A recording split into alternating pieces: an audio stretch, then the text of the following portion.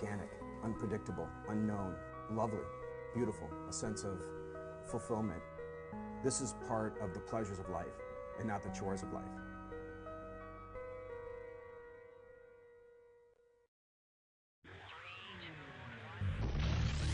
In this edition of Daily Iowan TV, find out which program on campus ranked #1 in the nation. And Twitter is more than a social media outlet. See how Twitter is gaining ground in the professional world. And in sports, we catch you up on a wild weekend in the sporting world. All that and more next. Daily Iowan TV is ready to go. I'm Tom Brokaw. For more than 100 years now, the University of Iowa community has been waking up to the Daily Iowan. Today, it's the largest newsroom in eastern Iowa. And now you can see the news every night on Daily Iowan TV and get it anytime worldwide at dailyiowan.com.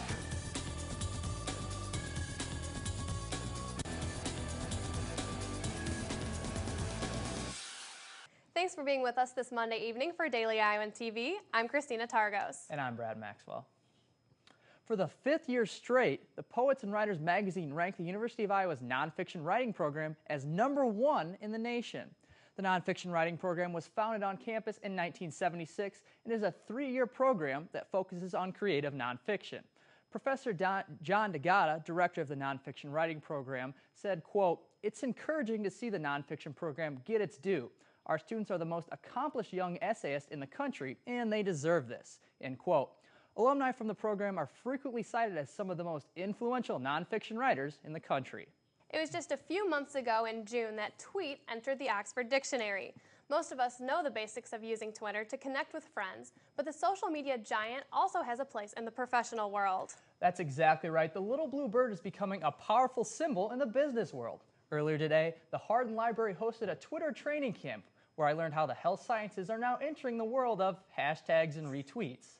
For the early hours of Monday morning, sounds of, well, silence filled the room as students and faculty got a heavy dose of Twitter training. Twitter is not just for babbling. It can be used for a lot of different purposes. Social media leaders say the health sciences are no exception. A very good way to use Twitter is to make connections with new people. Making these connections meaningful is where the challenge comes in. The class highlighted a few guidelines to make the most out of a professional account. Some of these include providing quick and accessible information, linking tweets to relevant stories, and of course, the retweet. Retweeting is really a very valuable way to pass on information, and it's also a way that you're evaluated. There's no question that Twitter has grown to be more than just a place to connect with your friends, but instead provides a valuable resource for many professionals. But then the real question becomes, are students learning all of these social media skills here in the classroom?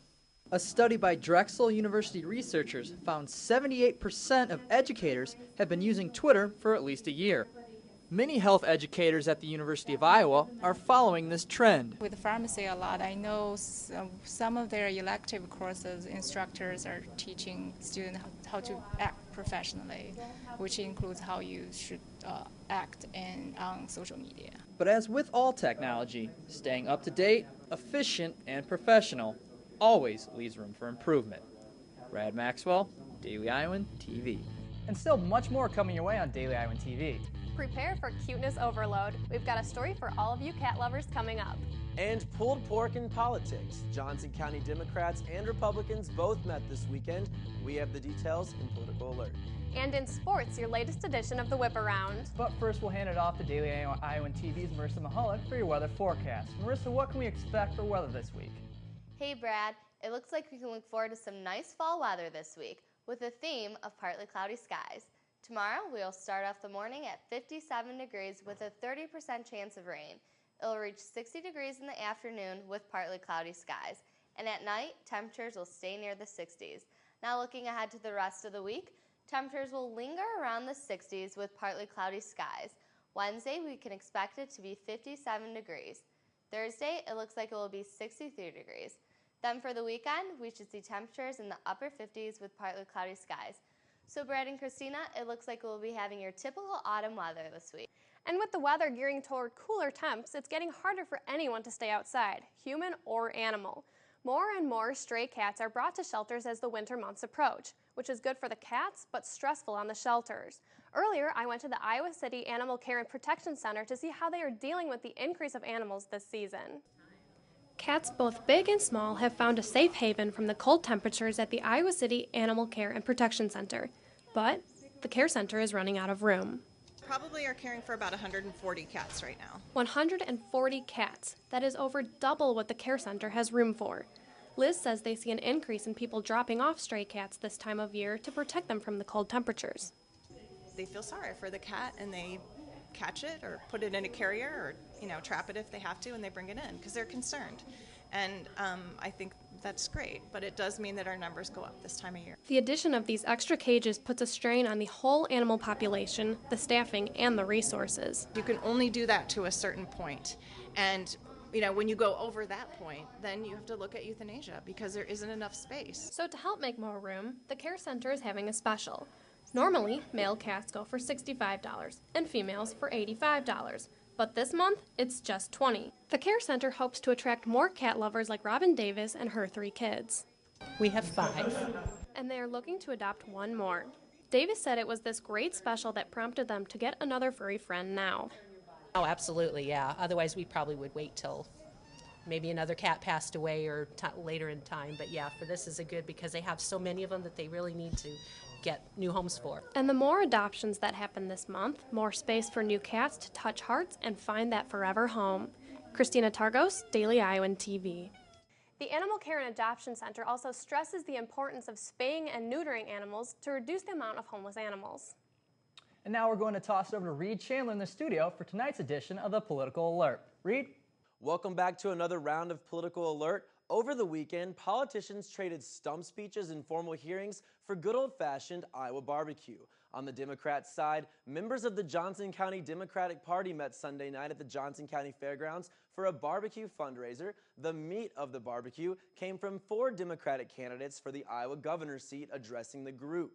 They claimed current Republican Governor Terry Branstad is behind the times and not what Iowa's economy or education policy needs. Just a recap of the 4 candidates. Tyler Olson, focusing on expanding early childhood education and internet access. Jack Hatch, vying for a separate bank for student loans and progressive income tax.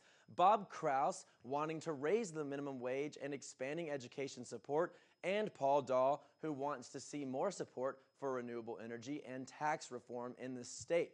On the Republican side, just a day earlier, the Johnson County Republicans had their own barbecue forum where 5 Johnson County GOP U.S. Senate candidates weighed in on the government shutdown. Main topics under that umbrella included the country's deficit and tax reform. And just taking a step back into national news, the government shutdown. It's day 14, and only 4 days from now, we'll see the U.S. hit the debt ceiling. Today, Congress and the Obama administration echoed optimistic updates on reaching a deal in time, but we've seen that go south before. We'll have updates on the debt ceiling crisis in Thursday's special Daily Iowan TV live broadcast. Be sure to tune in. That's it for your Political Alert. Back to you. There's a new way to process large amounts of information for routine law enforcement in cities across the nation. This information is collected through surveillance data set up around the cities. This recent technology is able to track many aspects of people's lives. Cities such as New York, Oakland, and Boston use these surveillance tools. The funding for these devices comes from federal dollars. Cities are using these tools to reduce high crime rates, but critics say the surveillance information obtained from these devices will also gather data about everyday movements and habits of law-abiding residents.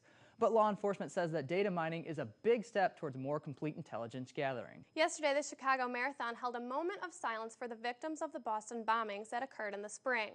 One victim that was seriously injured from the bombing, Leanne Yanni, took on the Chicago Marathon yesterday. For her, it was more than a race. It was a statement of determination.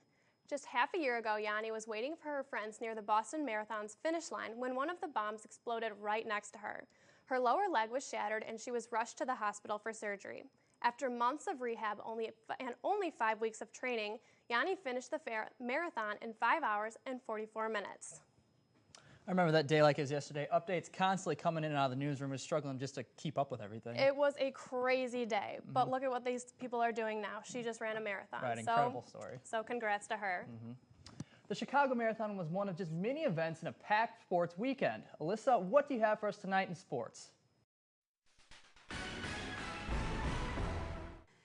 I have lots to inform you on in sports tonight. Hey guys, and welcome to a Columbus Day edition of the program in the Daily Iowan TV Sports Studio. It's fitting it's Columbus Day since Iowa is headed to Columbus, Ohio this week to face off against Ohio State. Despite no Hawkeye football this weekend, there were still lots of Iowa sports in action. And we're here to catch you up on everything with Monday's Whip Brown Crew. Guy, take it away. Thanks, guys. I'm Danny Payne reporting here from the DI Sports Desk. This weekend at Grant Field, Iowa hosted a pair of matches against Indiana and Pacific.